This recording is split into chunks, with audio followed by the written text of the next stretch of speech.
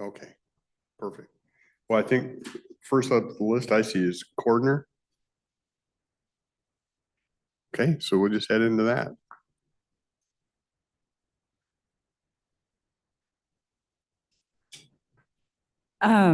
Susie Moon, Finance Manager. So we're going to be doing the review for the coroner, and I believe Kathy's online to lead that discussion. Okay. Got her.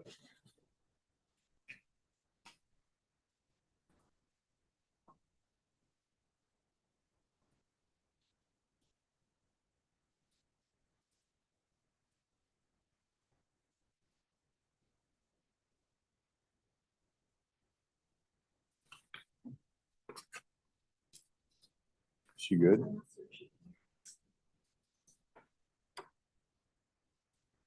See Kathy's on. I don't know if she can. Good morning. Can you hear me? There you go. Okay, go ahead. Okay, good morning. Sorry I'm not able to be there in person today. Today we have the coroner's financial report, and we'll start with revenues. They are a general fund, so their revenues will not equal their expenses. They're supported by the general revenue primarily. And their first revenue budget item is intergovernmental. We have a budget of $142,390. This is, and we've received in so far this year $80,801.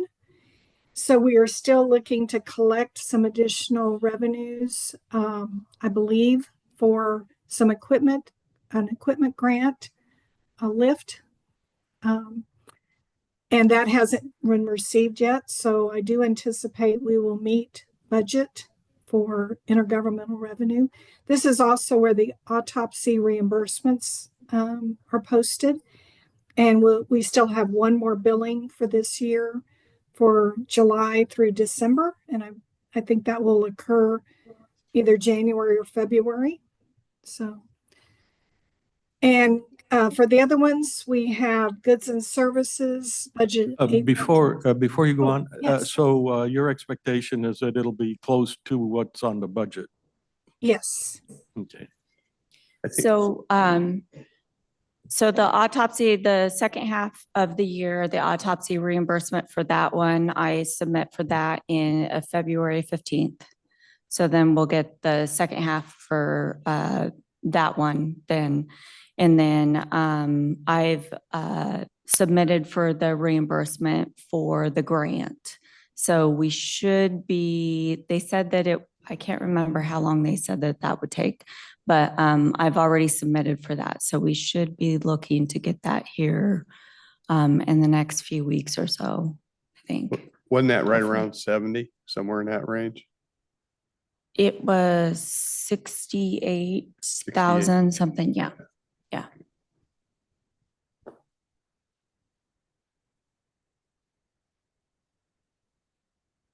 Okay. Go ahead, so that's fine. Goods and services, they have $8,100 budgeted for this. They brought in 5,271. I believe this is where they bill other parties for rents or usage. Correct me, Dana. Yes. Yeah. So, and then miscellaneous is a budget at 13,000. We brought in 9,600. And so they still have $3,400 left to go in that. Is there an example of a miscellaneous? Let me see here.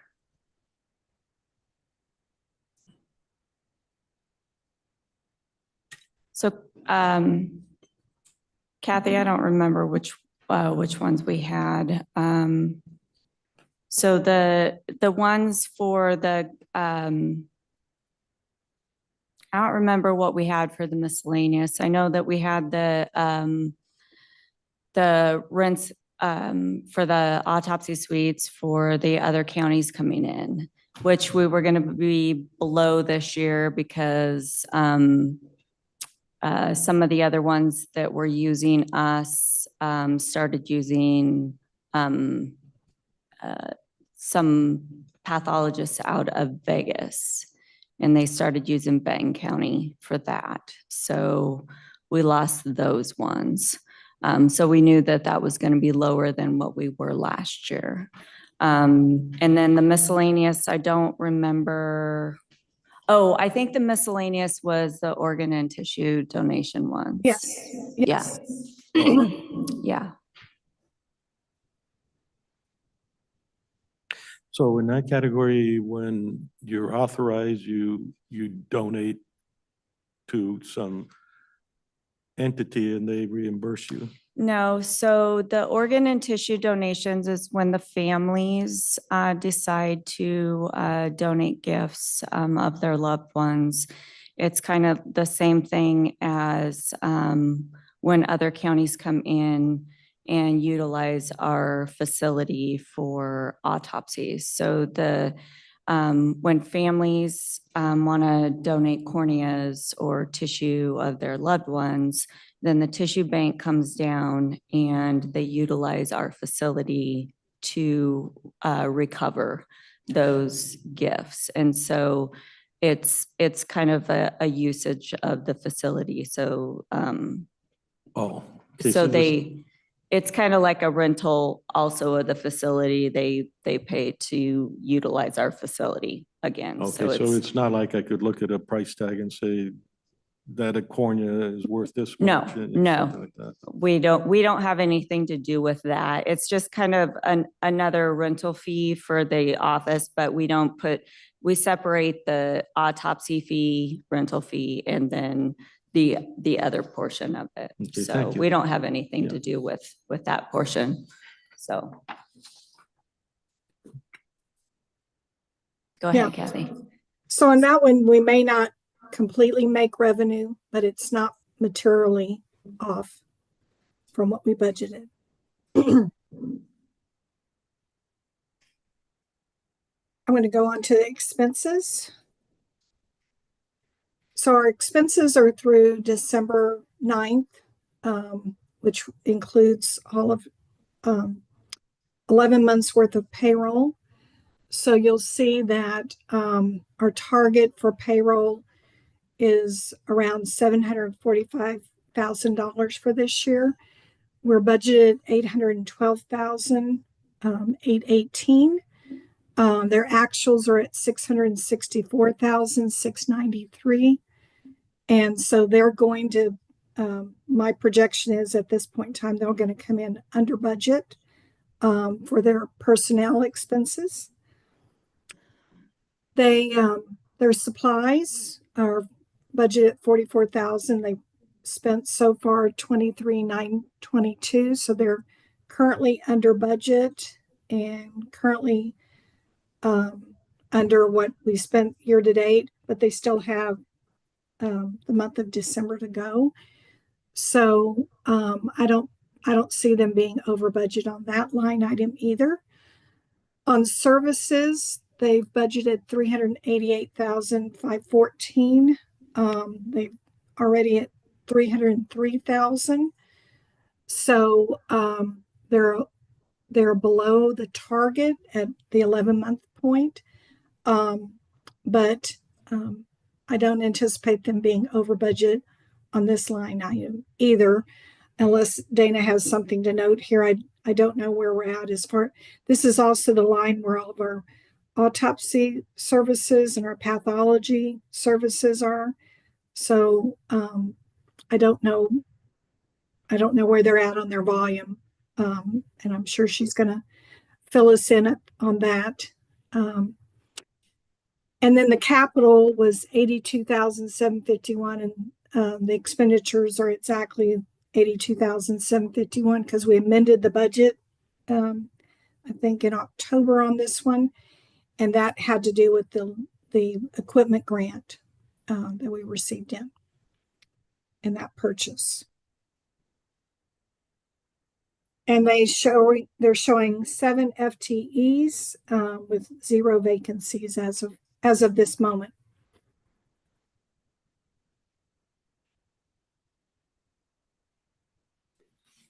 No, when we approved that 7th FTE, that was, you can correct me if I don't recall this right, but it was for somebody to kind of handle the phone work, the stuff in the office, so your other people could get out to see families and those type of things. Has that worked like we Yes, expected it to? Yeah, that's been great. It's helped out so much.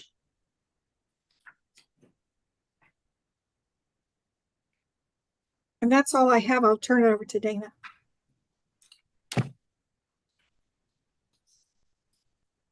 So I've done a PowerPoint for you. Do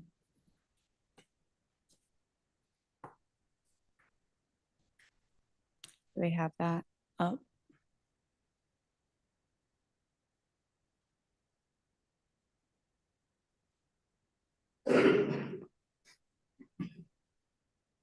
So I pulled some stats. I left up some from last time. So we get that up, we'll go.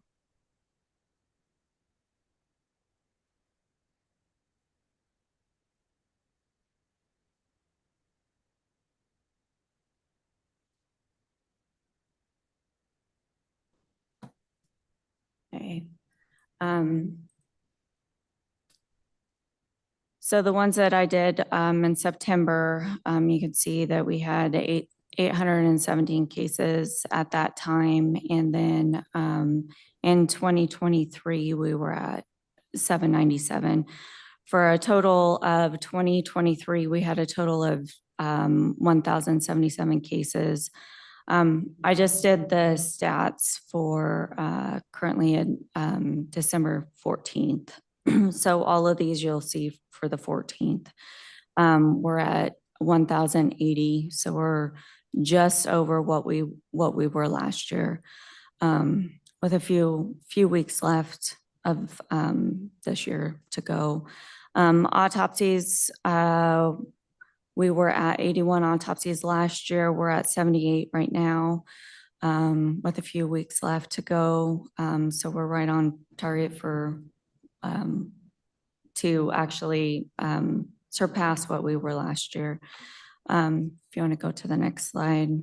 Drug overdoses, last year we were at 49. We are currently, shoot, where are we at? Sorry, trying to find where my, oh, here we are. We're at 49 right now, with 36 fentanyl, 24 methamphetamine, 4 methadone overdoses, 3 cocaine, 2 amitriptyline, and 4 other, which can be just over the counter, their regular prescription medications or anything else. I tried to break down kind of what we were seeing. And I think I mentioned last time, we're seeing more methadone.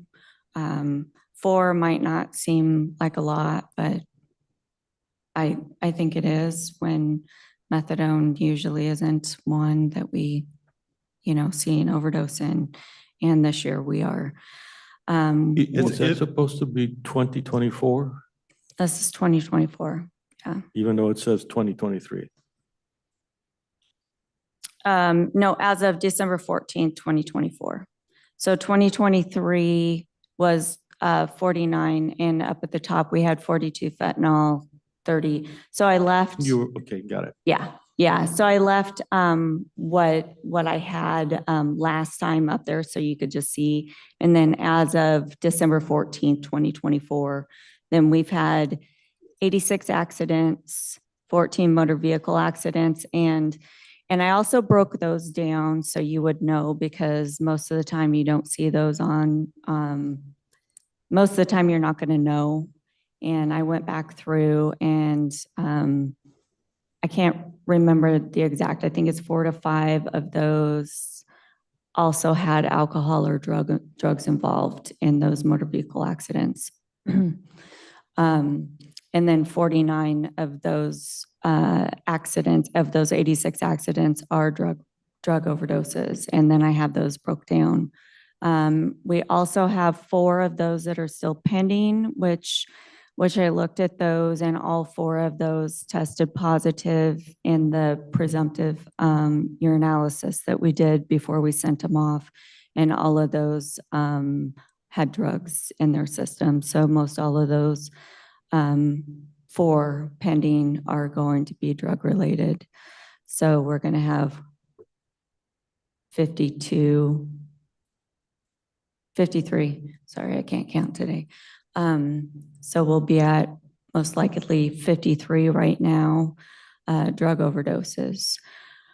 And then we're at 26 suicides, which, Hold on just a second. okay. It's curious, so 49 of 23 and 49 and 24 are the right numbers. Even it's coincidence that they're the same number.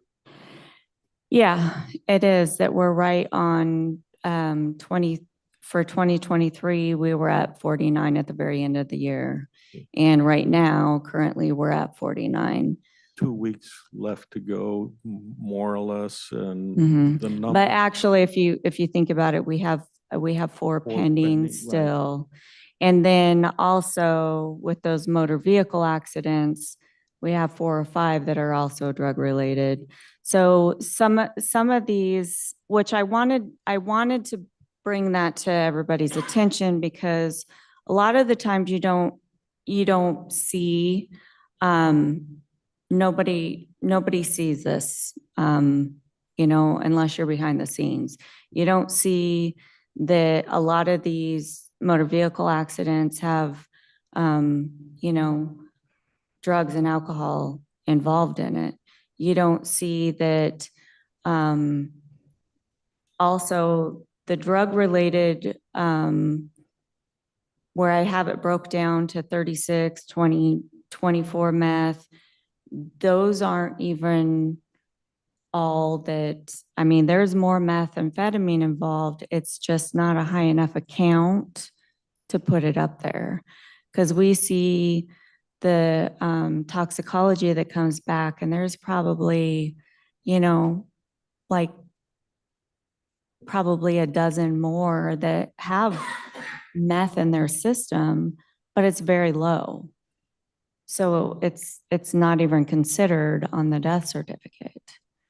They might have, other drugs in their system, but it's a very low amount. So it's not even considered on the death certificate because it's not considered playing a part in it. So that's not a true number. The amount that you see on there is only what's considered other significant factors, ones that are going to play a part in their death. So the reason I interrupted you and asked the question was because it looks to me like I can infer that there are no motor vehicle accidents that are not tied to some drug or alcohol case. True? what was that? Sorry. So a motor vehicle accident could be, I'm just driving too fast and it's sleeting, and I've seen this happen, and the car just flies and somebody dies. Mhm. From this, I infer that the ones you've seen are all, it looks almost like 100% are tied to some abuse of some drug. Well, on this one, there's 4 to 5 of them that are. The other ones didn't have anything in their system. So when you have 86 accidents, how do I use that number? Like the 414, is that included in the 86? Yeah, so there's 86 true accidents. So the accidents can be, some of those accidents are falls. So some of those are elderly people that are, say, at the nursing home or whatever. And then we look at those and we determine that, oh, well, they had a fall and it's not natural. You know, they had a It may broken be hip or useful something. to figure out how to display this, maybe Venn diagrams or something like that, where we can see the convergence of many factors, but we can also see the independent factors, because here it's really hard for me to figure out if there's any message that we should be acting on. Yeah. There are some diagrams that I can try and pull up. I've just tried to break them down because some of them don't like break them down into different like sections and stuff like that. Like I have broke them down. Yeah. We can go ahead. I mean, you've got all the data. It's just a Yeah. way of trying to figure out how to display it in a meaningful form. And I'm just saying this is not easy for us to infer anything out of this. Yeah. And Dana, I guess it's shouldn't be surprising, but the evidence is pretty clear that there's a new version of cocktails being used. Yeah. People are dying from a whole mixture of different drugs that they're in that scene, and their lives are at risk. Yeah. Okay. Yeah. It seems like every year it changes. As you can see, last year it was a lot more of the fentanyl and meth, you know, and cocaine. Cocaine was a comeback last year. This year we didn't see as much cocaine. And then even the year before, we saw more heroin, and then heroin tapered off, and then you saw more fentanyl, and then, you know, it just changes all the time. So, yeah. But accidents can be all kinds of different things. It can be drowning, it can be falls, it can be drug overdoses. It could be accidental, like somebody was cleaning their gun and it went off. It could, you know, there's accidents play a huge variation of things. So, and then a lot of those are, you know, drug overdoses. So there's a huge variation that goes into accidents. So. And again, you're reporting the drug overdoses for the deaths you've investigated. Yes. You have to be careful not to say, this is all the drug Yeah, no, abuse that's this in the is, county, because not no, everybody's this dying. is just the fatalities. Of course, I'm the coroner, so we're only looking at the fatalities that we see. And then again, also ones that may go to the hospital or get transported from our county south and they die someplace else. We don't see those ones. So that's not showing here because they die someplace else. So comparing the statistics with last year, are you at all, are there changes in the trends, or are we kind of on par with, you know, there's nothing seriously going wrong now that's different from last year? Yeah. You're- Some people may say that we're not seeing as much fentanyl, but I mean, there's not that much of a difference. And we still have a huge problem with fentanyl.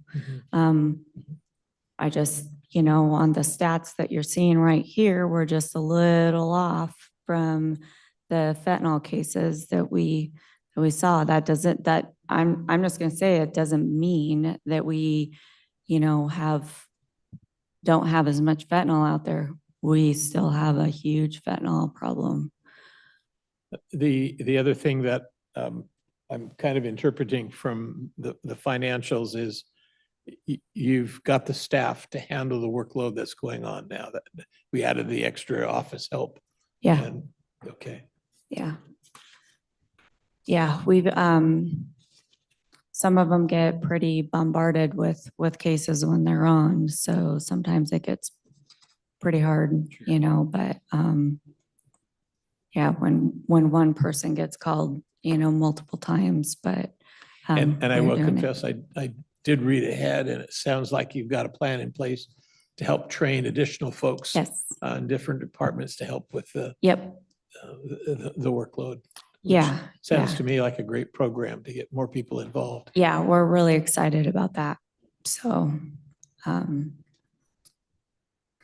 any questions on the drug stuff?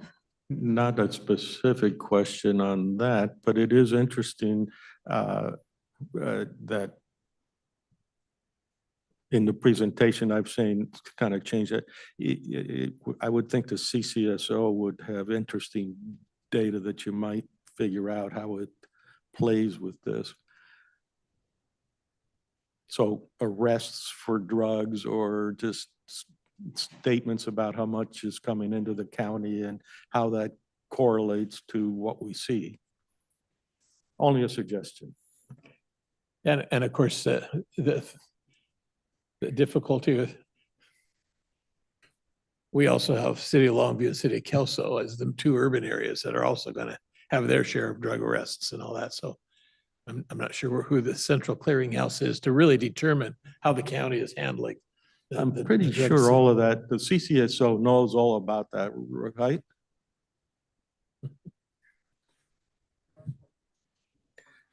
Oh, you know all the criminality in the county, regardless of which jurisdiction, right?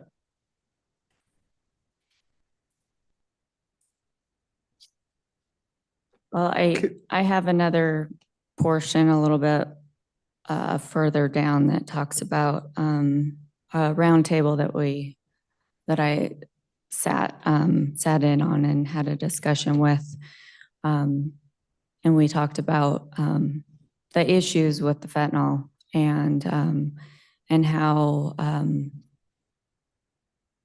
some ways of what we can do about it. And one part is, you know, the issues that law enforcement has of how their hands are tied, you know, and what they can and can't do, you know, with the drug issues. And it's pretty hard when the government has tied their hands to be able to, you know, not be able to, you know, prosecute or do drug homicides or stuff like that. So we'll get to that in a little bit. But so Just one more question on Okay. that one. Uh-huh. Inherited means at the bottom line. Those are the unidentified folks that have been with us for years. Oh, yeah. Oh, So, okay, thank you. yeah. I haven't got that far, Arn. Oh, You should stop reading ahead. I've been like, so we have 26 suicides this year, 6 I gotta homicides. stop for a minute because Okay, I need to understand the methadone. Is Okay. this a street drug now or no, something we as agencies prescribe? So methadone is a drug that is to help you get off of the drugs. So they have like the methadone clinic. So you're able to go over there, get the methadone that's supposed to help you get off of like heroin and methamphetamines and stuff like that. Yeah. So when you go over there, they give you the methadone to help you get off of the other drugs. And I'm not sure how they do it anymore, but I was told that if you're on the certain, you know, if you're doing it correctly, then you take the first dose there and then you get so much, like a week's supply or whatever, if you're on the good list or whatever. I don't, but basically if you're doing it correctly and then you can have a certain amount, you go home with that and then you come back after, you know, your supply is gone and then you get more. Well, what we've been seeing is people are stocking up on it. They're either taking that or they're not taking that and they're selling that or giving it away, or they're reverting to the heroin again. They're either using both or they're not using the methadone and going back to the hard drugs again. So they're selling the other, or they're using the one and the other. So they're mixing them. It's a mess. And so they're overdosing on the methadone. So are Is it there, any county agencies giving this stuff out? Because obviously they're not doing it correctly, whoever's giving this out, right? Yeah.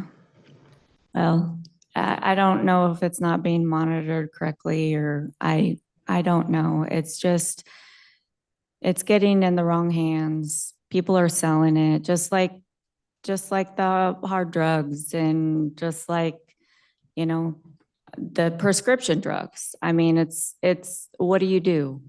You can't monitor everybody. The ones that are doing it they're selling it just like they're selling their Oxycontin and stuff like that. So I don't know what the right way is. probably the best thing is monitor, if you can, find out which clinics are the ones whose processes are not following through and monitoring correctly. If, Well, but I mean, we yeah. have an awful lot more people on methadone that are showing up as causes of death, but nevertheless, there may be an indication of clinics that aren't following through correctly. Yeah, but then again, we also have, the doctors prescribing the Oxycontin and oxycodone, and then those ones are out there selling those too. So it's a really difficult situation. So I don't know what you Thanks. do to correct it. So, we had 8 homicides last year. We have 6 so far this year, 9 undetermineds, and the one that is a hard one to swallow is we had 4 infant deaths last year, and we've had 6 this year. We've had an increase. It's a lot of them has been accidental. Of course, those ones are really hard because they're preventable. So Who decides that it's a homicidal death? Is that something you say as a coroner, homicide, or you're working in conjunction with law enforcement though, right?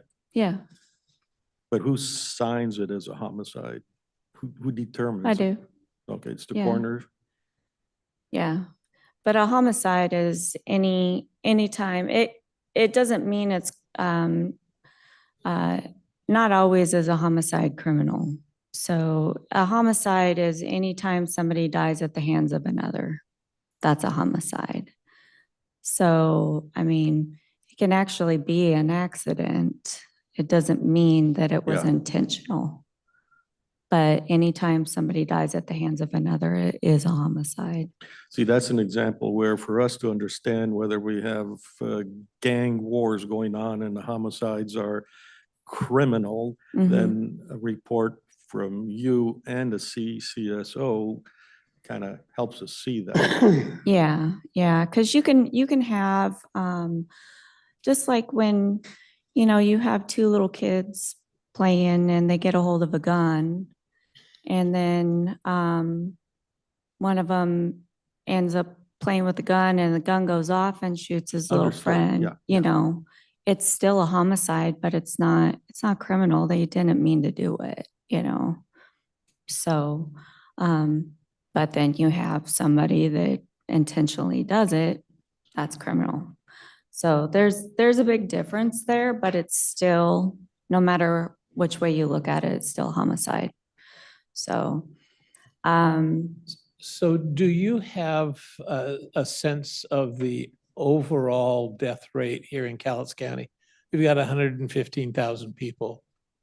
How many are dying each year? Because sometimes when we focus on your report, it's like everything is horrible, because you're dealing with, those Yeah. kinds of investigations. I think it's important to put that in the context of what the normal death rate is for 100,000 people.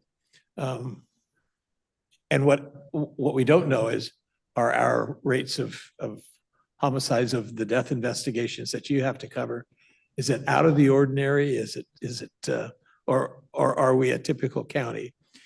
Again, the causes may be different because we know about the drugs, yeah.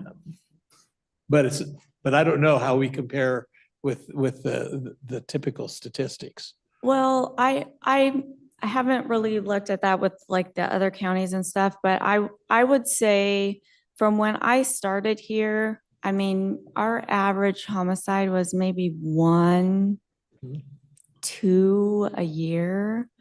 And now we're up to like 6, 8.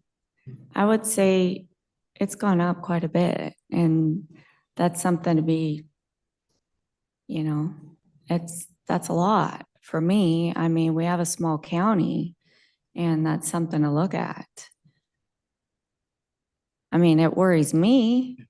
I mean, like I said, when I came in, we had 1 my first year, none the next year. I think we had 3 the next year, none the following year. So, and now, last year we had 8. And when I was looking at the stats, when I did this in September, and we had 8 last year, it was the majority of them were the last 4 months of the year. So, because right now we were about the same the first 6, 8 months of the year as we were last year, but it was last year we just got bombarded with all of them at the last 4 months of the year. So. Something about the holidays, huh? Yeah.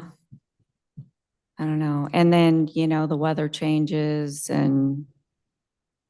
So then we know that there are some programs in place to try to discourage the inappropriate use of substances and also accident prevention where that's possible.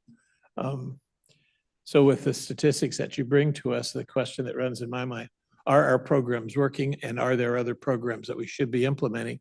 And it sounds like you've got some ideas on what we might be able to do, particularly with perhaps the infant accidental deaths. Yeah.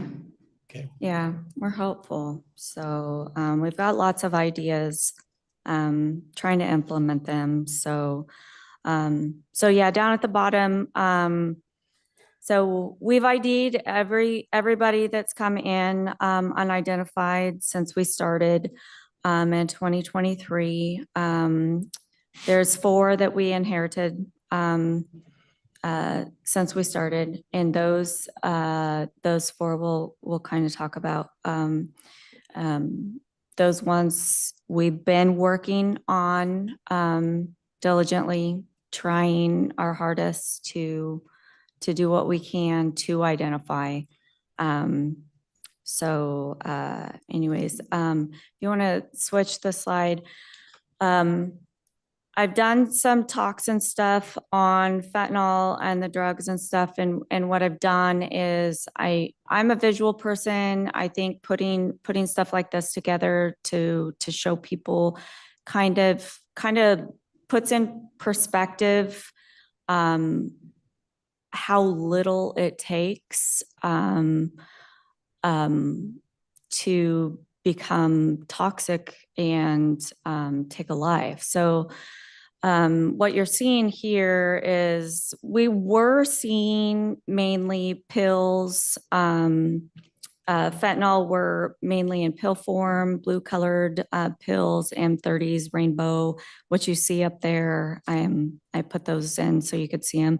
Now we're seeing a lot more powder form, which of course is more dangerous because it gets everywhere, goes airborne, goes through your skin. So it's more dangerous for first responders, for us, for everybody working scenes.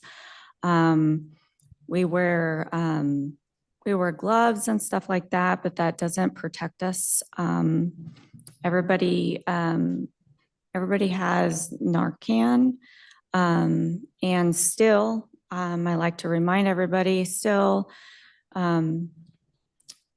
we have to pay for Narcan. First responders usually have to pay for Narcan when the ones that are doing the drugs usually get those for free. We have been working on, there are some agencies and stuff that have been able to get those and hand those out to first responders and stuff on grants and stuff. So we have been able to start getting those for free, but some still have to pay for those. So the main way of transport is ingestion, smoking, injecting, and snorting. And to let you know that fentanyl is 50 times stronger than heroin. So if you look at that penny up there, the little dust beside it is all it takes to take a life. That's not much. So the next slide is the other one. I don't know if I've done so many talks and stuff. I don't know if I talked to you guys about this last time. Okay, so parafluorofentanyl is commonly referred to as China white. It's a dangerous opioid that's being encountered across the United States. This is not really new, but it's coming back and throughout. It's been seen throughout Arizona, Louisiana, and Tennessee. When we see it through there, it's not going to take long before it's up here. It's much stronger than fentanyl, which is already 50 to 100 times more powerful than morphine. So this is actually 25 times more potent than fentanyl. Narcan works, but in mass doses. So basically I put these in order. So fentanyl, then you have parafluorofentanyl.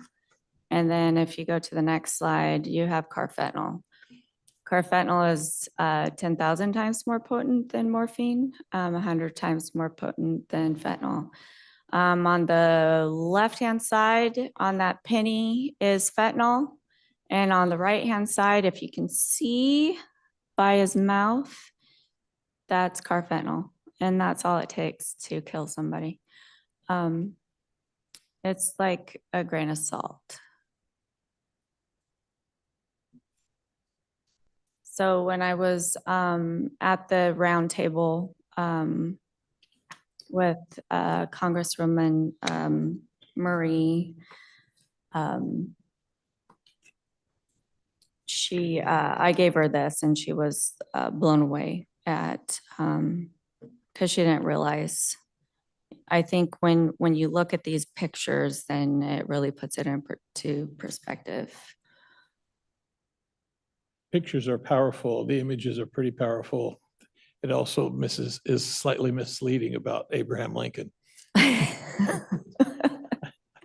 wish the fentanyl were behind his head rather than by his nose and mouth. Yes, yes. But it is pretty shocking. So the next one also is another picture that kind of, so you see the amount of heroin that it takes, and then the next one is fentanyl, and then the other bottle has carfentanil in it. So And then the next one, the next slide is another issue that we've been having. It's huffing. The nitrous oxide, the whippet containers, we have been seeing a lot of these. People have been doing these. The issue that we're having is we see a lot of people, we go to the scenes and we see a lot of these around them. We know that these are most likely a contributing factor, but it's really hard to, when we do blood tests, it doesn't really show up. So it's really hard to put that on a death certificate, even though we know that most likely this is a contributing factor. They're doing these, which they suck the nitrous oxide in. It gives them a euphoria. But the issue is there's no oxygen. It's just mainly the nitrous oxide. It depletes the brain of the oxygen. It gives them the issues are the nerve problems, the lack of muscle control, heart rate issues, blood pressure, suffocation, seizures, and even death. So, and these are found at a lot of our scenes. So this is another one this year. This is a new one this year.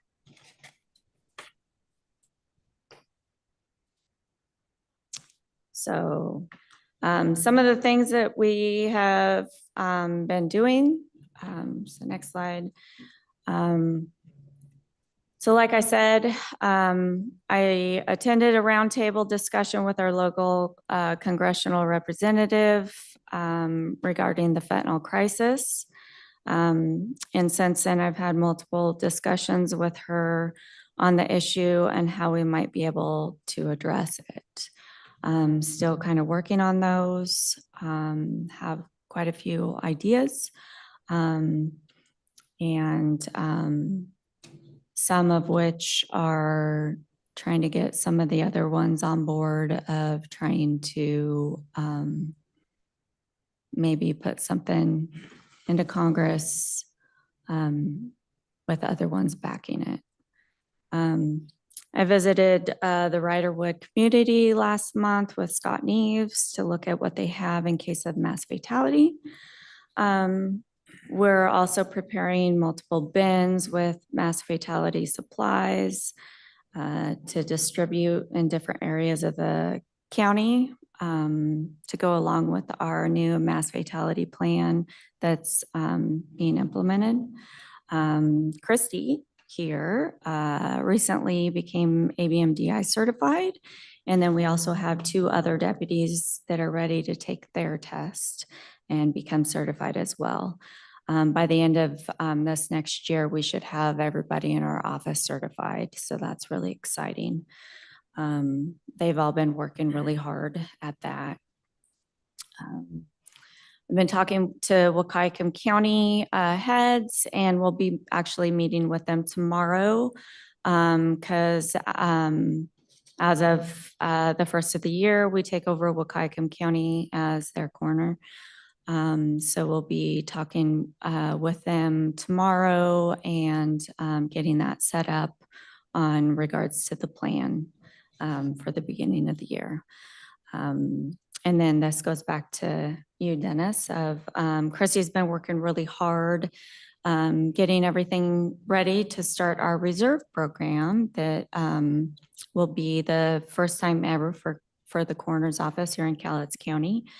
And we're really excited about that. This will allow the opportunity to train more people for casual help opportunities and be able to draw more coverage from them, and then also help cut down on overtime for our FTEs, cut down on the cost of overtime, and then also help with burnout on just, you know, the 4 FTEs that we have, which mainly fall on two of our FTEs because two of the other ones, it's harder for them to pick up extra shifts. So that will be really nice. And we have some really good applicants that are really excited about it. So we're really excited to get that going.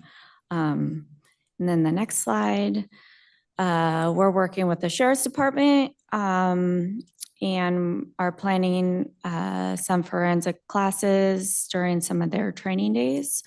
We're also working with the chaplains to where they'll be coming in to some of our meetings and help with some of the trainings as well. We just want our staff to have what they need, both for themselves and professionally, so that when they're out on scenes, they'll be able to help families more, and then have what they need also. We're trying to get set back up with the DUI programs. I'm not exactly sure if we still have that going here. I'm trying to find that out. I know that I used to do the DUI programs, go in and talk to them years ago when they used to do that. I'd like to get set back up with that. And then I'm currently trying to see if we can do something like that with the that we used to do with the DUI classes with the drug court. I know that I think that the coroner's office could be beneficial for that, maybe for their steps for graduation or whatever. So, and then we're working with the 4 unidentified persons that we have in our office. And then if you want to go to the next slide, I'll show you the 4 unidentifieds that we have. This is our 1991 case. It's a semi-truck, Jane Doe. We've had her for a long time, since 91. She was one of the ones that, one of the 2 that we had at Steel Chapel. We exhumed her. I helped exhume her back, I believe it was 2014, 2015, something like that. We don't have any others buried up there. We've exhumed all the ones that we did have. We did DNA on her. She's believed to be Native American. We still have not gotten any hits on her. So she's one that we still have in our office. Still working on trying to identify her. She was in a tractor trailer, semi-truck that caught fire in 1991 outside of Kalama on I-5. Nobody knows who she is, assumed to be a hitchhiker. So next one. This is our John Doe.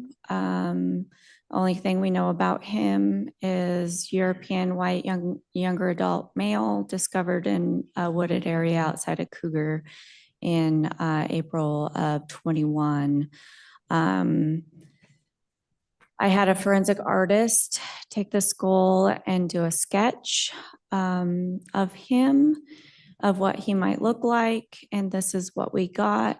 We've gotten a lot of hits off of him, and it's actually amazing the resemblance of the ones that have called in that really look like this guy. None of them have been a match yet, but we're still hopeful and still working on that.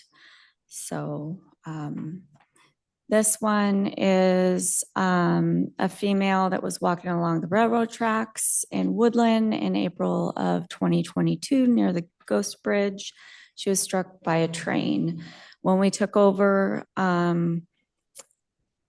took her and took some of the pictures out of the case file. The very first picture is a rendition that I had our forensic artist do from the photos that I took out of the case. After that, we hadn't had any hits on that, so I took her up to King County where the our forensic anthropologist had macerated her down and taken the skull, which her skull was very crushed. So the tech pieced her together. And then we had another forensic artist do the second two after they had reconstructed her skull. And then we got those two artist sketches and put those ones out there. So we have DNA on her. We have those two sketches. Still working really hard to try and find her identity and her family. So we have her. And then the last one that we have is a female that was recovered from the Columbia River. Don't know much about her other than it's a female. Don't know race, don't know age, don't know anything else other than we have some tattoos.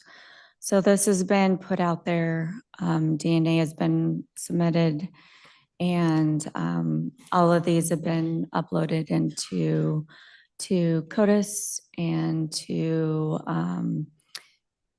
NamUs and all of that, and still just waiting. So we have 4 unidentifieds that are old cases that still hoping to get information on. So the last little bit that we have is Cribs for Kids. So we have now partnered with Cribs for Kids. Go ahead and switch over. Cribs for Kids is a program that was established 1998 by somebody that was trying to help save children, cut down on the infant deaths. And so we've partnered with them. I have information on our website. I encourage people to go in and look it up on cribsforkids.org. It allows mothers that may not be able to financially provide a safe sleeping environment for their child, be able to come to us. Most of them are referred by an agency or something. Come to us and fill out paperwork if they're qualified. If they have to qualify, not just anybody can come in and say they need a crib. If they don't meet the qualifications, then they're not able to. But if they could financially provide for themselves, then they should be able to get one. But if they can't, then we can provide one for them.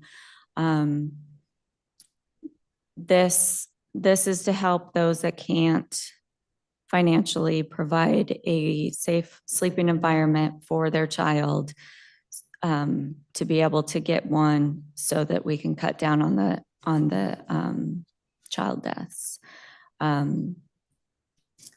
So this program we have set up to where people can go in and donate, and then we can go in and purchase these criblets, cribettes, whatever they call them, and then be able to provide them to the ones that cannot get them. So the next one just tells a little bit more about it. And that's a picture of their little playpens. And then the next one just is about it. So that's a QR code that goes directly to our site where you can donate, and then the Cribs for Kids website, and then we have our little logo there that you can go into there and donate to. So it's a great program. We're excited about that too, to where we can be able to offer those to ones that aren't able to get them. So that's just some of the things that we've been working on. Any questions? Sounds, Okay, sounds I don't good. see any. Thanks for your time today, Dan. Yeah, Appreciate thanks it. for sitting through my long presentation. Thank you. Kathy, Superior Court. Yes. I'm ready. Okay,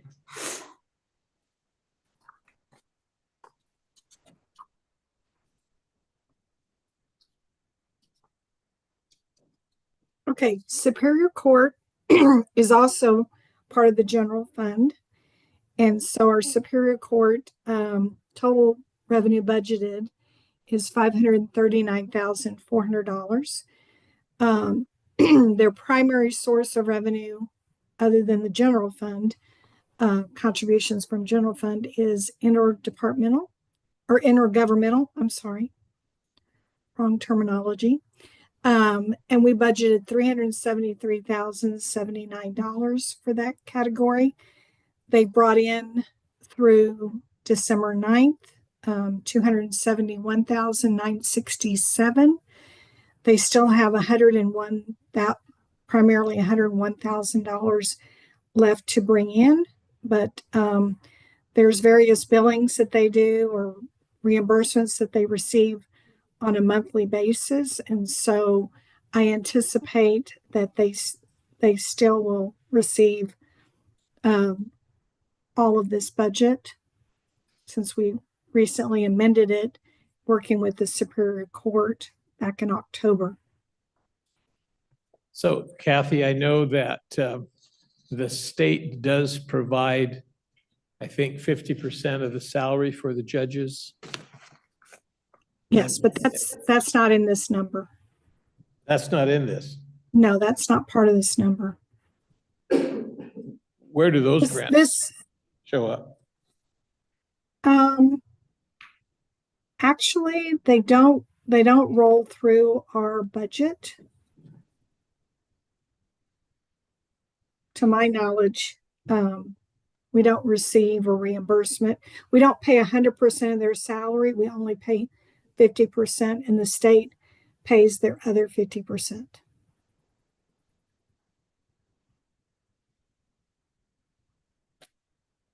Okay.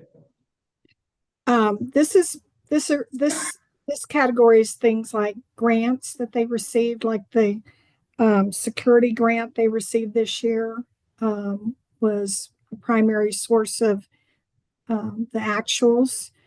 They also receive reimbursements for interpreters, things like that in this category.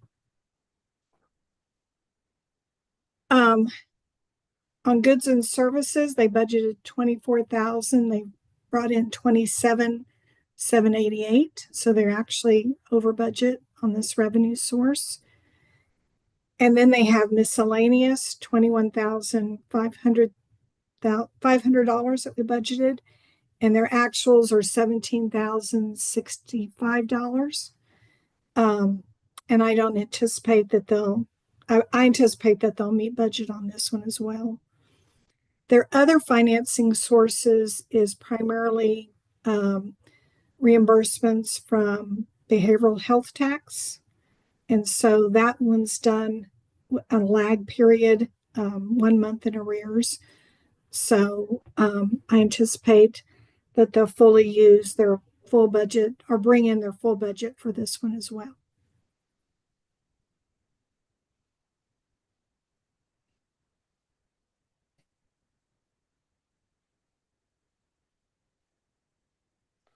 On their expenses, their primary expense, of course, is their personnel, which is budgeted at $1.9 million, $1,947,236.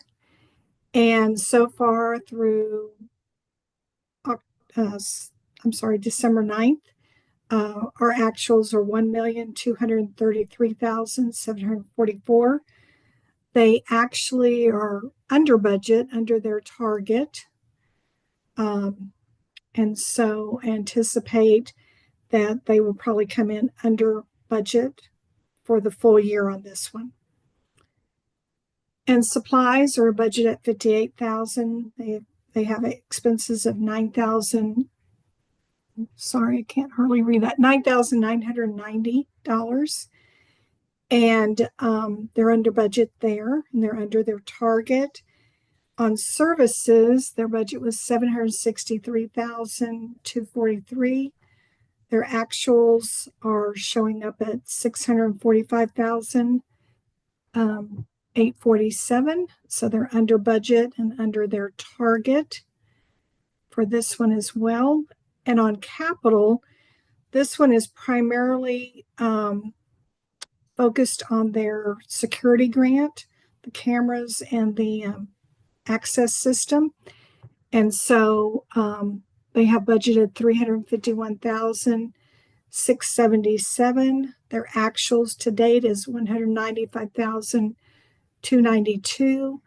We are expecting some additional expenses in the month of December to be billed for those that work that's being done at the Hall of Justice. So they may end up being under budget here, and then need to expend some of those items in January of 2025.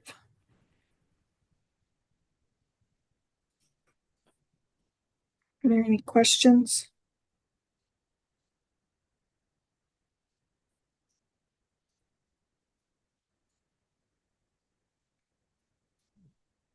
If not, they only have one other fund, and this is a special revenue fund.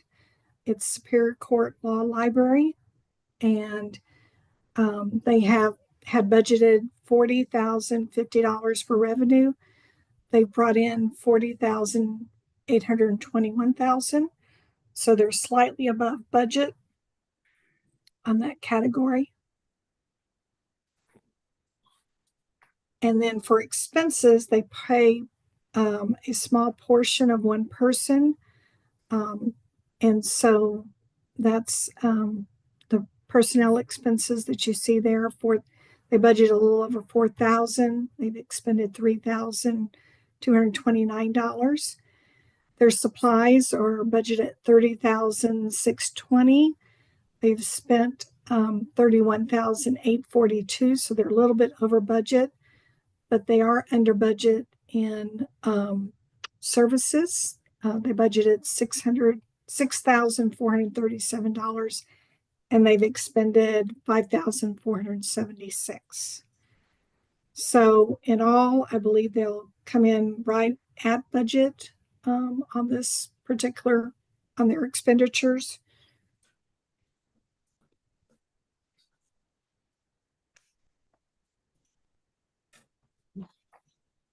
Okay, That's all I have. I see no questions, so thank you.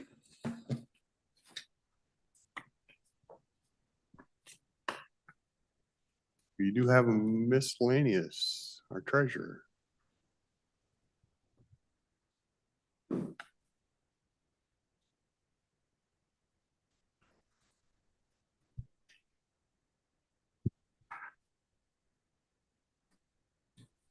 Good morning, Deborah Gardner, Cowlitz County Treasurer.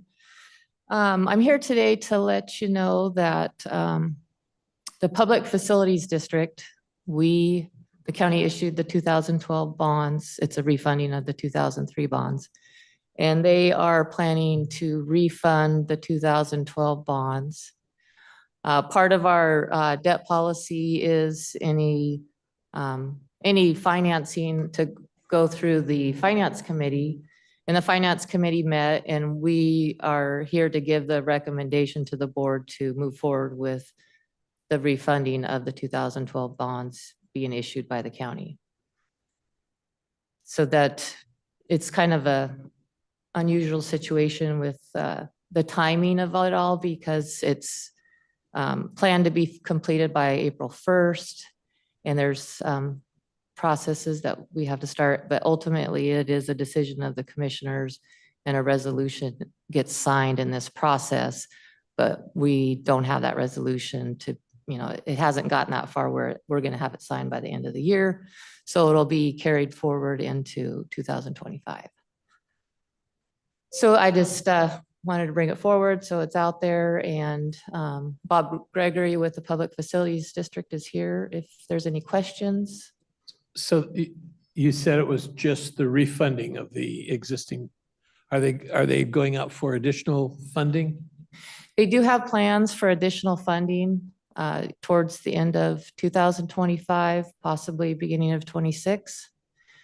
That would be another Different process, issue. but after, kind of studying more of how it happened in the beginning, there was an interlocal agreement between the county and the PFD that kind of spelled out what the funding and how that was going to work and who was going to issue it and what the funds were going to be used for. And I would suggest that we do that going forward. So when it comes time to issue new bonds, there's direction on how to handle that.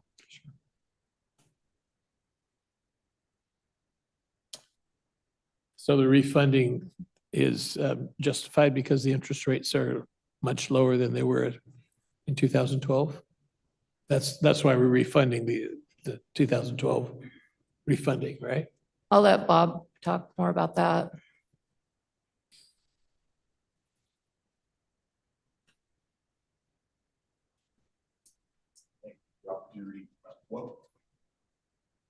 They're turning on mic on. Thank you for the opportunity. We want to do this refunding now. A couple of objectives is we've put together a pretty good depreciation fund account. So we want to pay, we're doing the phase one improvements, which is a renovation of the existing event center. So we're embarking on that process right now. We're going to, on an interim basis fund, we want to reduce the debt service that we're paying on the existing bonds, use that money towards paying the design costs that we're doing right now. And then when we get done with the pre-design, we'll have a good grasp of what the actual cost will be for the phase one improvements. At that point, then we will issue new bonds and fund that with those, and we'll reimburse the depreciation fund that we're using on this interim basis to do that phase one project. So it's the other thing it does do is as long it will extend our debt period for 10 years. And again, in order to receive the sales tax rebate, you need to have bond service and debt services. This will extend our ability to continue to collect the sales tax rebate for PFD, public facilities districts.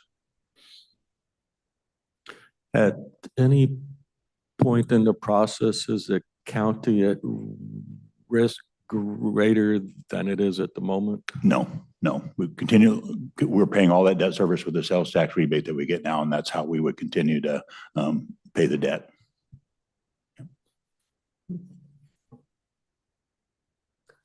I think it's important to say that if the county is obligated, so yes, they are paying it, but ultimately this is the county's obligation.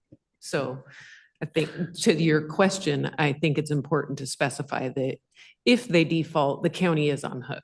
So Yeah.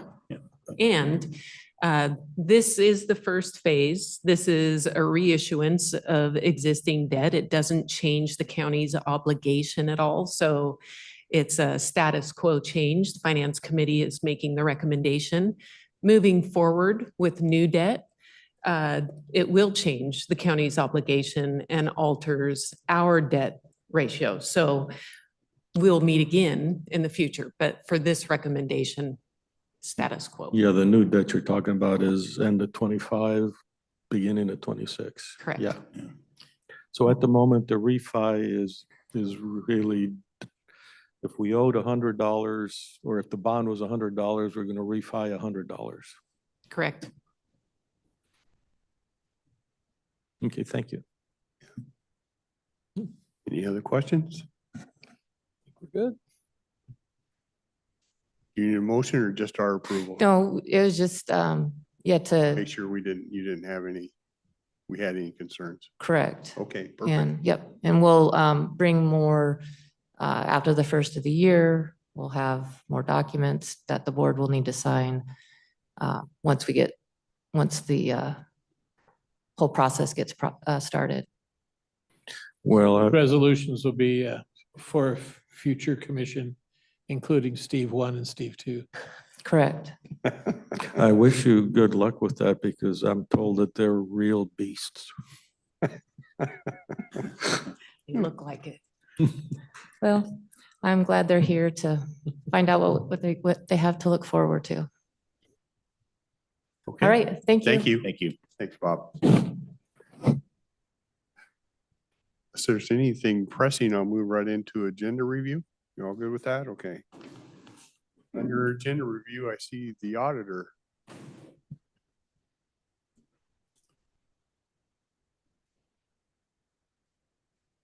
Is it Kaylee? Is she on? I think Kaylee's on. It's ARPA related. I Yeah, believe there- Kaylee's on there. She's coming on.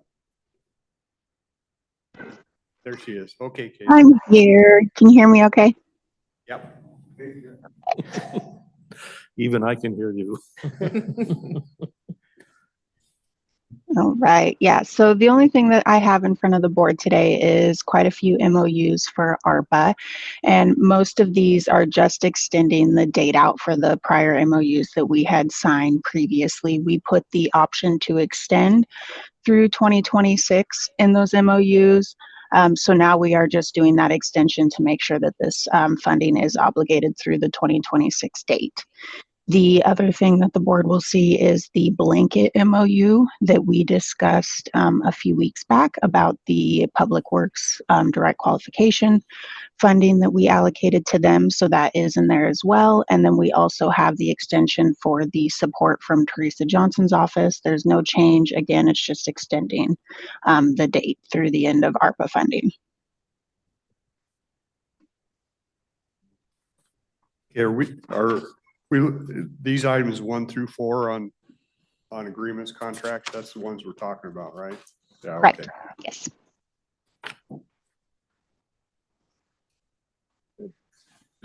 Any questions on that? No, I think we've hammered each of these over time.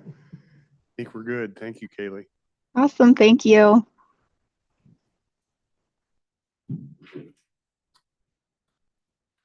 Cheryl.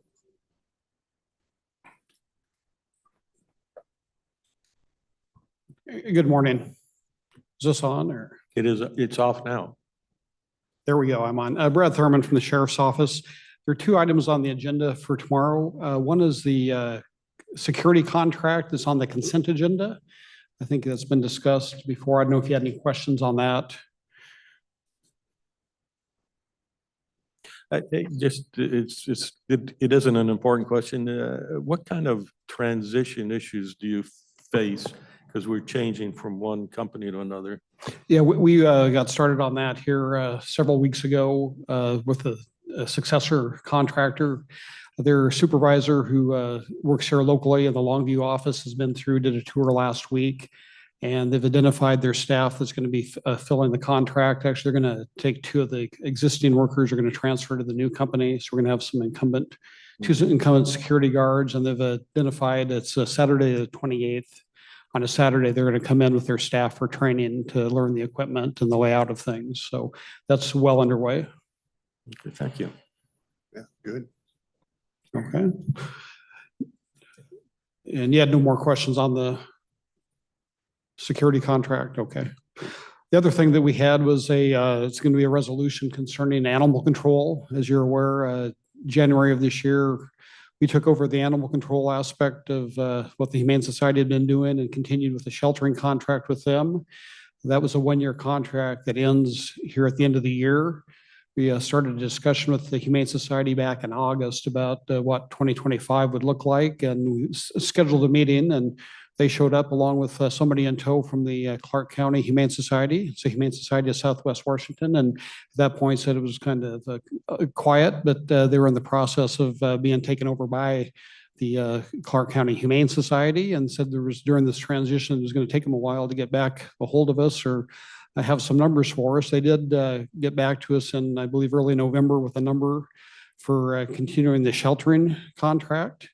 And it was kind of interesting. They reached out not only the county, but the cities. The cities, they used a formula of $5 per resident. They wanted to bill them for animal sheltering, not animal control, just animal sheltering.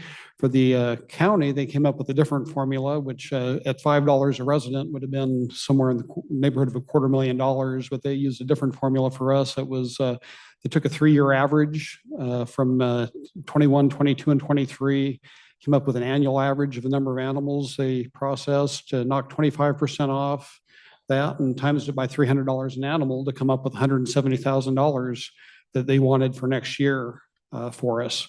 So in short, myself and the cities pushed back and we got some new numbers from them.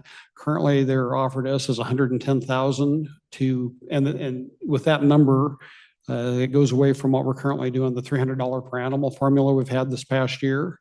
So it's a lump sum, $110,000, and that would they would take all the animals that animal control comes across, and they would also take any animals that citizens would bring into the Humane Society for that price.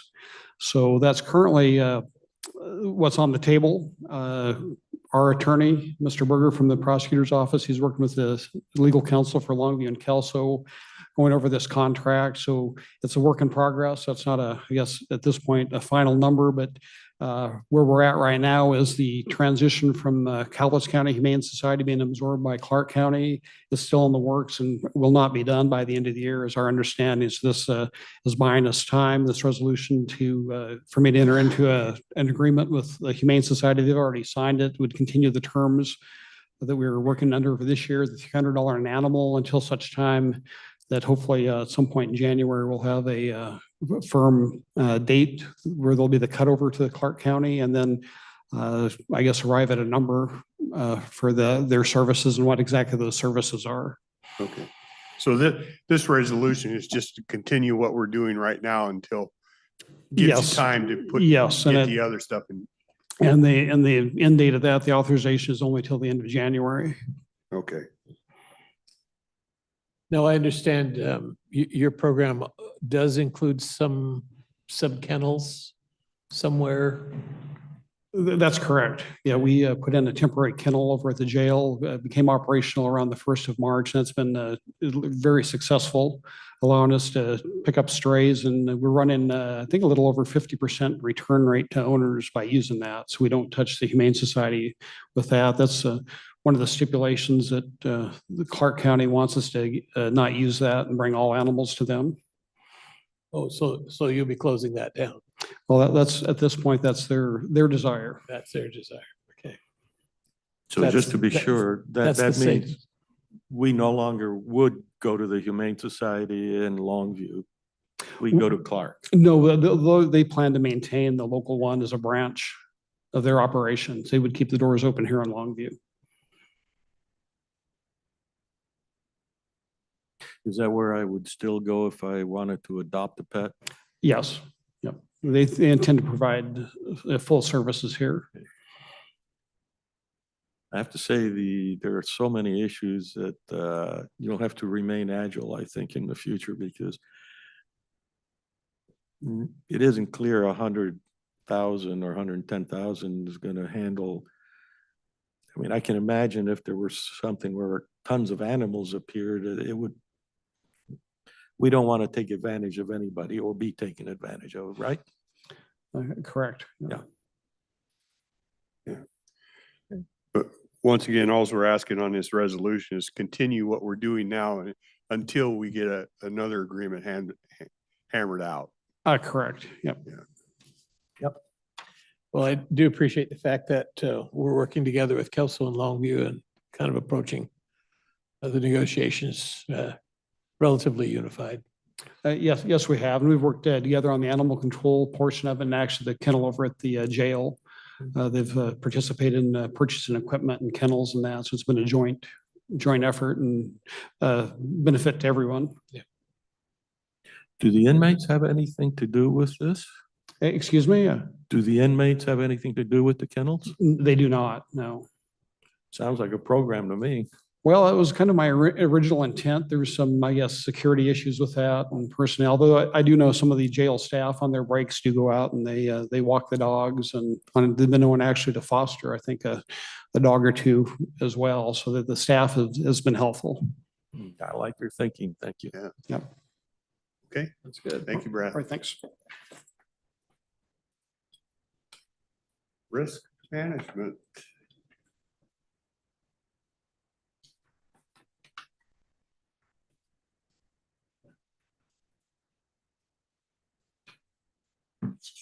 Good morning, Scott Kaling, Risk Analyst. Um, We have one item for consent tomorrow, which is the emergency request for contract for the remediation and environmental testing and restoration to the flooding damage to the annex building. Total cost estimate is $105,000. Yeah, this is basically, we made that request to get that done over there, so. Yep. And then we'll work on reimbursement from the insurance companies, whoever. Yep, that's correct. And that's happening at the same time. We actually have a meeting with them today to go over that. So Perfect. great. Anything else? No, thank you. See, finance, is Kathy coming back on, or is that? There you are. Okay, I'm here. We had some levy information for Cemetery District number 3 and also for the Public Facilities District that were didn't come in according to our deadlines for last board meeting or the resolution. So these are just some additional items to complete all of our levy information for special districts. So that's the resolution one there with the Lexicon flood control? No, that one's different. That one you have a different resolution on that one. This is a resolution for levies for special Oh. districts. Item 7. Yeah. Okay. Yeah, and this just completes all of our requirements to report to the board the levy information for special districts. So this is the last of them. Yep.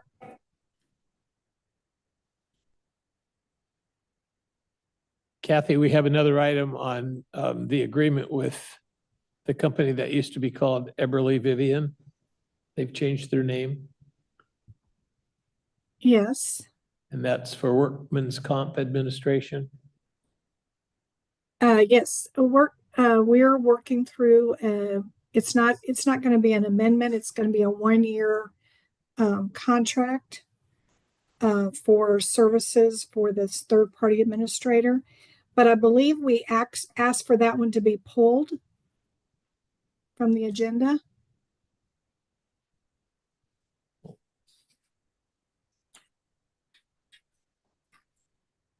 It's showing on here, but we'll have. Yeah, we'll I ask think the clerk. I think that's supposed to have been pulled because we can't do an amendment. The contract actually expired September 30th. So we're going to do a 1-year contract. And it's the end of our 5 years multi-year contract anyway. So we're going to make plans to figure out what our next steps are in the beginning of the next year.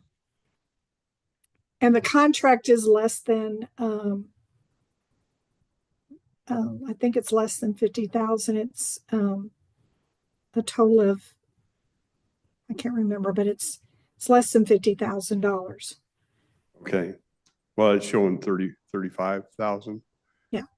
So your plan is we're going to pull this item number 6 for tomorrow, Yeah. and we'll look at it at a different time. Right. Okay. Good thing you brought that up. Okay. That cover it, you think? You're That's good? all fine. Public Works.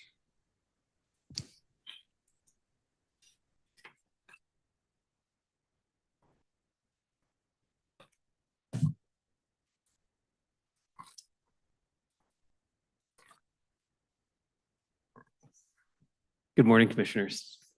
Sean Riley, Public Works. The first item I want to talk to is number 10. It's going to be the Second Amendment with Energy Nearing Solutions. It's going to be an increase of $100,000 from 250 to 350 and extending the contract period to the end of 2025. This is the contractor who does a lot of our gas work and reporting and such things at the landfill.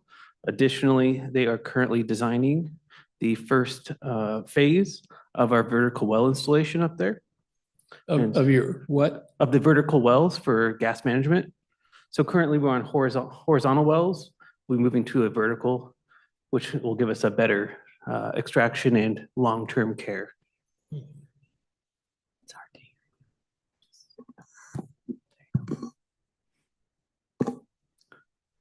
Just want to see if there's any questions on that one before I move on and change hats. How long have we been working with them, Sean? It's probably. This contract's been since 2022. We have worked. 2022. Yeah, we have worked with them in the previously. This will be the end of this contract period and we'll be going out for RFQ again on this one at the end of the year. So this will basically be the last extension of the current contract. Correct. Yep. Okay. Sean, I'm a little surprised. This seems like a significant change in the processes and procedure. Has there been a problem with the horizontal design? I mean, Yeah. So we're not building higher, we're just extending additional cells. So why change a system that's been working? yeah, that's a great question. So horizontal wells are more of a temporary measure until the cells are to a final height. We've achieved final height on some of our side slopes, especially concerning the early areas of Warehouser. So as we get ready to put those into a final closure and put a cap on certain areas, we'll put the vertical wells in. And those will be long-term solutions for that area of the landfill. So we're going all the way back to the Warehouser, Yes, sir. the original ones. Yep. Okay, all right.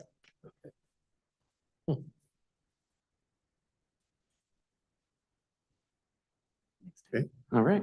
And now I'm going to take off my Sean hat and put on my Susan hat. Unfortunately, she wasn't able to be here today. So items 9, 11, and 12. She will be here tomorrow to address any particular questions.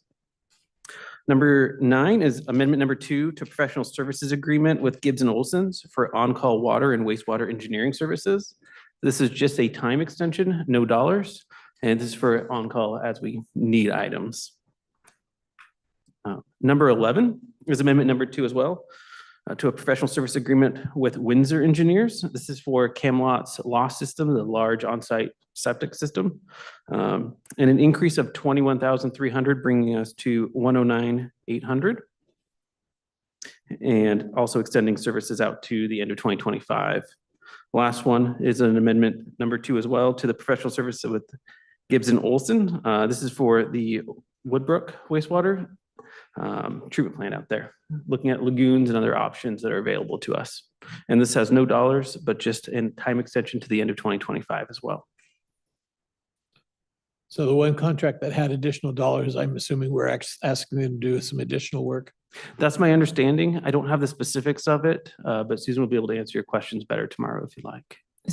Savannah Clement, Public Services. I don't know if Commissioner Weber's is referencing, are you referencing number 9 or the additional number I think 11? Number 11. So Okay. Yeah.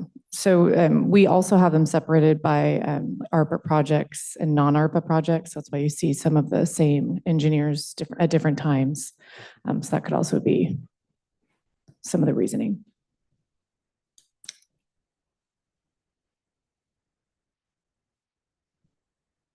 Okay. Okay. Thank you. Thank you. I see Gina is on.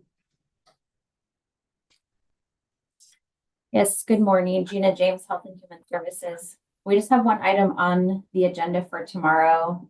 As recommended by the Board of Health, we have a grant agreement with Lower Columbia School Gardens. This is for the $150,000 to help support sustaining their the 20 school gardens in the Longview-Kelso area middle schools and elementary schools throughout the county. So we have this grant agreement on the agenda for tomorrow.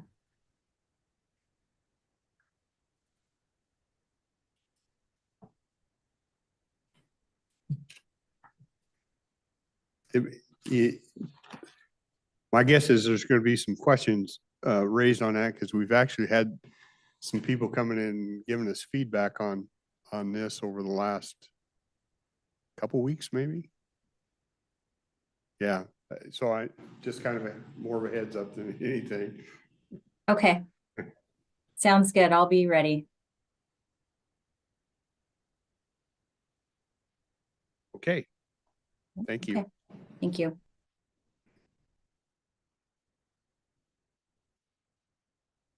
Any miscellaneous, gentlemen?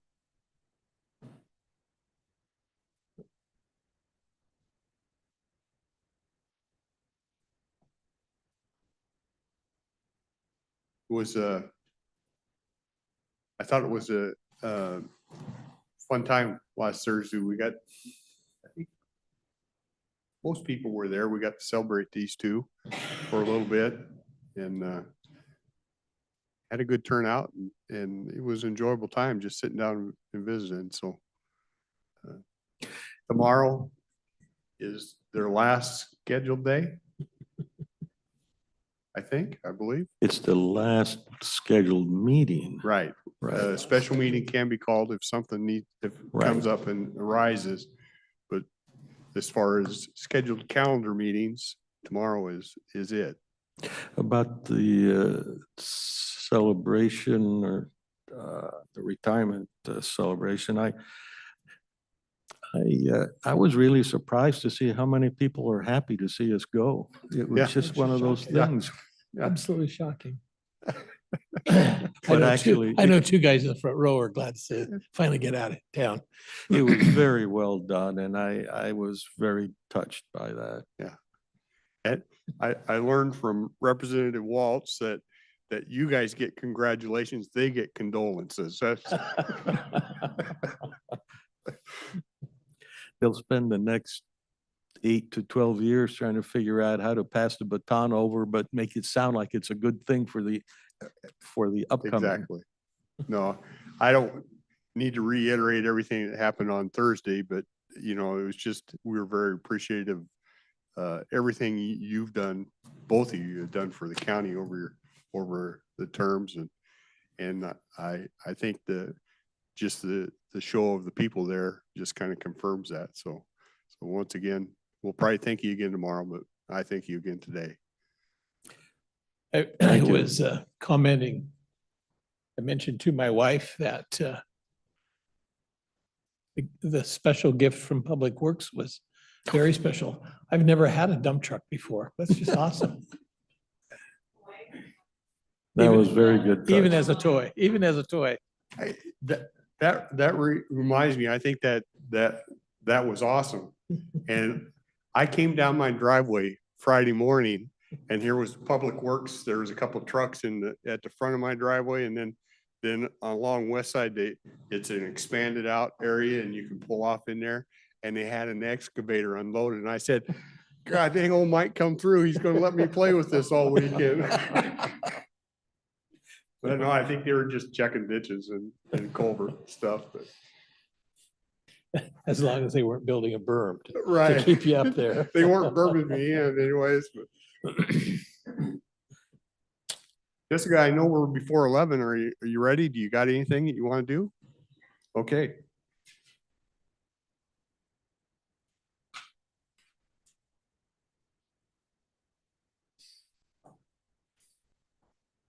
Good morning, Jessica Warren, Human Resources. I did come with a little bit of a list for my last scheduled meeting with you two. First item comes from the Sheriff's Office. They're requesting for overlap for one of their records employees that's retiring. she's retiring in June, but she'll be taking some time off next year, earning vacation. Yeah, so this is gonna be a big loss for us. This is a 20-year employee, a lead trainer, tons of institutional knowledge, but she's definitely paid her dues and we're gonna really miss her. Just some background, we're not asking for any more revenue or funding. There's gonna be an $8 an hour plus, probably substantially more than that when you include trainer pay and overtime for us to hire this new person. So we'll be able to do this through salary savings.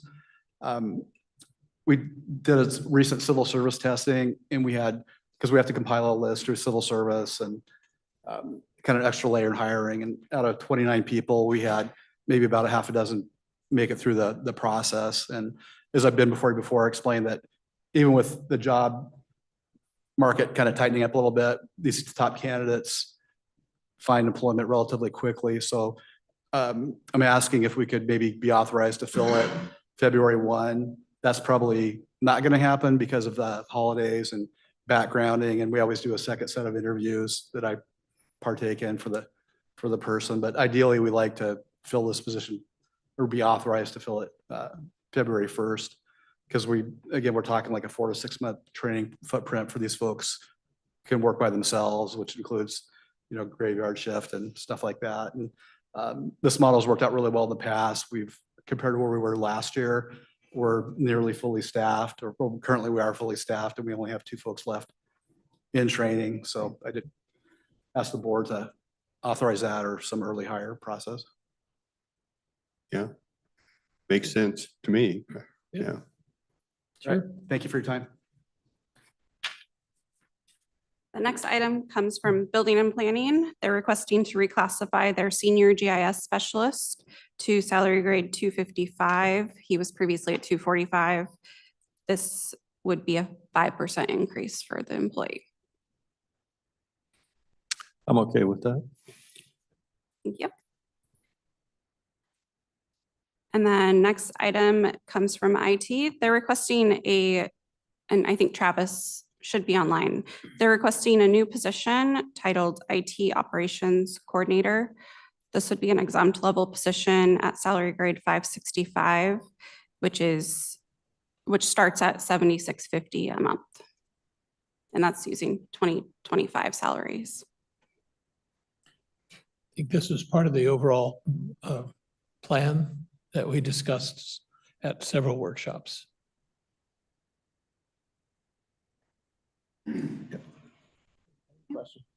We're good with that. I'm good with that. Thank you. And then from Office of Public Defense, one of his senior public defense attorneys has put in his resignation. So Ian's requesting to fill that senior public defense attorney position plus any domino effect that would result from that. Okay. And then also from OPD, he has a new attorney starting, and he's requesting to start the new attorney at step 4 due to the experience that he comes with. And this is a regular public defense attorney. Okay. Thank you. And then the last item I have is a request for an executive session under performance of a public employee.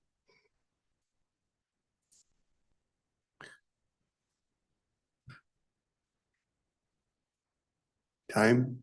5 minutes. 5 minutes. Oh, okay. Okay, we'll adjourn to executive session, performance of a public employee. Estimated time, 5 minutes. Thank you.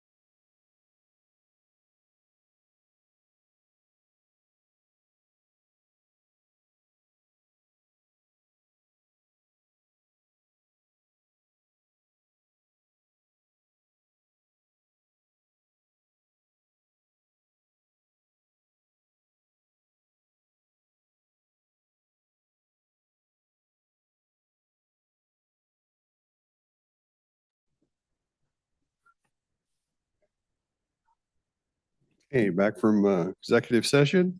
No decisions rendered. I'll turn it back over to Jessica.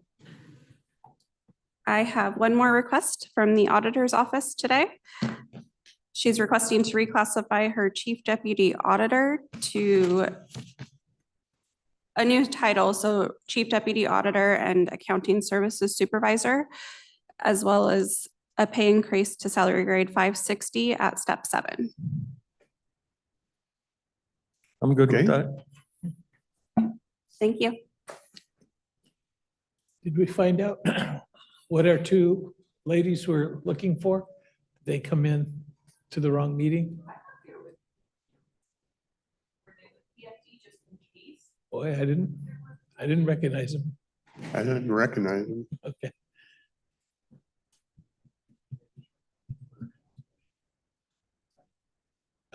Hmm. Okay. Thank you. Anything else, gentlemen? Okay, we will adjourn. Thank you.